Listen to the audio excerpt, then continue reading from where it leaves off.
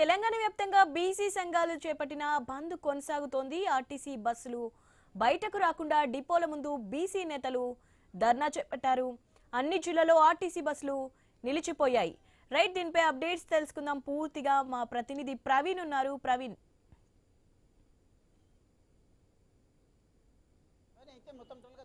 తెలంగాణ రాష్ట్ర వ్యాప్తంగా మొత్తం టోల్గా ఆ బీసీ 42% రిజర్వేషన్ల పైన మొత్తం టోల్గా బీసీ సంఘ నాయకులతో పాటు అన్ని ఉపసంఘ కులాలు ఏవైతే ఉన్నాయో మొత్తం టోల్గా 42% రిజర్వేషన్ పైన ఈ రోజు ధర్నాకు పిలుపునిచ్చిన నేపథ్యంలో మనం చూసుకుంటున్నాం.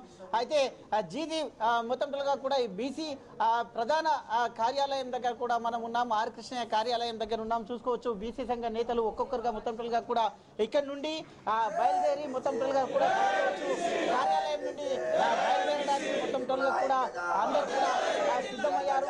అయితే ఈ దాంట్లో ఈ నేపథ్యం చూసుకుంటే మొత్తం టోల్గా చూసుకుంటే ఇక్కడ నుండి వాళ్ళ కార్యాచరణ ఏదైతే ప్రభుత్వం తీసుకొచ్చినటువంటి జీవో నెంబర్ 9 ఉందో ఆ యొక్క జీవో 9 ఏదైతే ఉందో ఆ యొక్క జీవో 9 ప్రకారంగా అయితే మొత్తం టోల్గా కూడా చూసుకోవచ్చు. మనతో పాటు అయితే రాజ్యసభ సభ్యుడైనటువంటి ఆర్ కృష్ణయ్య మనతో పాటు ఉన్నారు. మాట్లాడించే ప్రయత్నం చేద్దాం. చూసుకోవచ్చు మనం. చెప్పండి, అయితే మొత్తం తొలిగా చూసుకుంటే ఏ విధంగా ఉండబోతుంది ఈరోజు కార్యాచరణ? బంధు పిలుపు మేరకు బీసీ జాక్ ఇచ్చిన బంధు పిలుపు మేరకు అన్ని రాజకీయ పార్టీలు BRS, Congress, BJP, CPI, CPM, ప్రజా సంఘాలు పెద్ద ఎత్తున ఎంఆర్పిఎస్, మాలనాడు, లంబాడి హక్కుల పోరాట కమిటీ అన్ని ప్రజా సంఘాలు రాజకీయ పార్టీలు పూర్తి మద్దతు ప్రకటించాయి, ఇన్వాల్వ్ అయినాయి. ఇప్పటికే బస్సులు బంద్ అయినాయి, పాఠశాలలు కాలేజీలు డిక్లేర్ చేశారు, షాప్ యాజమాన్యాలు బంద్ జరుపుతున్నారు. వాళ్ళందరూ కూడా వాలంటరీగా, పెట్రోల్ బంకులు, హోటళ్ళు కూడా వాలంటరీగా, ఆటోలు కూడా వాలంటరీగానే బంద్ డిక్లేర్ చేశారు. కాబట్టి బంద్ చరిత్రాత్మకంగా స్టేట్ వైడ్గా జరుగుతుంది. కొన్ని చోట్ల లారీలు నడుపుతుంటే వికారాబాద్, పరిగి, తాండూరు, మహబూబ్ నగర్ లారీలను కూడా రోడ్ల మీద ఆపేస్తే కిలోమీటర్లు లారీలు ఆగిపోయి రోడ్డు బ్లాక్ అయినాయి. చాలా చోట్ల లారీలను అడ్డం పెట్టారు, రోడ్డుకు బ్లాక్ చేసి పడేశారు. దీంతో మొత్తం రవాణా వ్యవస్థ స్తంభించిపోయింది, ప్రజా జీవితం మొత్తం స్తంభించింది. 5 గంటల దాకా మొత్తం ప్రజలందరూ సహకరించాలి, 5 గంటల దాకా కోఆపరేట్ చేయాలి. ఆ తర్వాత కూరగాయలు తెచ్చుకోండి. చాలామంది అంటున్నారు మేము బీసీల కోసం ఒకరోజు ఉపాసం ఉంటామన్నా అంటున్నారు. బంద్ మాత్రం జరగాలి. బీసీలు అంటే భయం లేకుండా పోయింది వ్యవస్థలో. అందుకే బీసీల సత్తా మెజార్టీ ఉండి మేము హక్కుల కోసం బిచ్చమెత్తుకోవాల్సి వస్తుంది.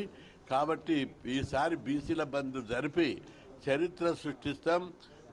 ఉద్యోగులకు కూడా పోస్టింగ్లలో, ప్రమోషన్లలో, ప్లేస్మెంట్లలో అన్యాయం అవుతున్నాయి. మొత్తం బీసీలకు అన్ని చోట్ల అన్యాయం జరుగుతున్నదని చెప్పి బాధపడుతున్నారు. మా బీసీలకు అండగా ఎస్సీలు కూడా అండగా సహకరిస్తున్నారు. అందరం కూడా ఈ బంద్ను చరిత్రాత్మకంలో నిలిచిపోయేటట్టు ఉంటుంది.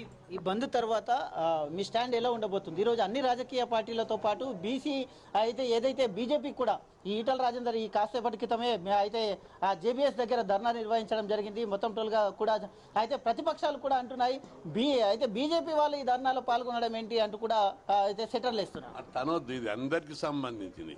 అందరికంటే ఎక్కువ బీజేపీ పాల్గొవాలని కూడా నేను విజ్ఞప్తి చేస్తున్నా. ఎందుకంటే బీజేపీని నిందించడం సరికాదు.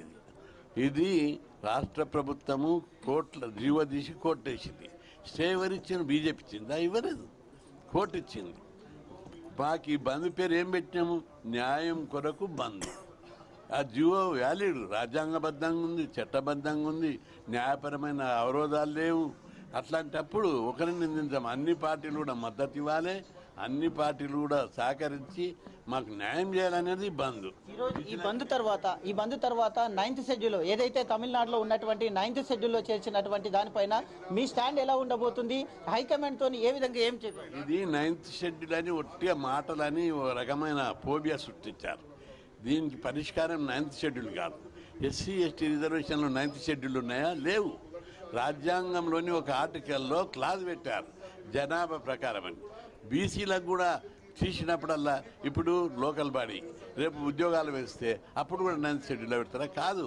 పర్మనెంట్ సొల్యూషన్ రాజ్యాంగ సవరణ. రాజ్యాంగంలోని ఒక క్లాజ్ పెట్టి బీసీ రిజర్వేషన్లు ఏవి పెట్టినా జనాభా ప్రకారం పెట్టాలనేటటువంటి ఒక క్లాజ్ పెడితే శాశ్వత పరిష్కారం అవుతుంది. దాని మీద అందరం కలిసి ఒత్తిడి చేద్దాం. రాజకీయ కారణాలతో ఒకరి మీద ఒకరు విమర్శించవద్దు. నేను ఏ పార్టీని విమర్శించదలుచుకోలేదు.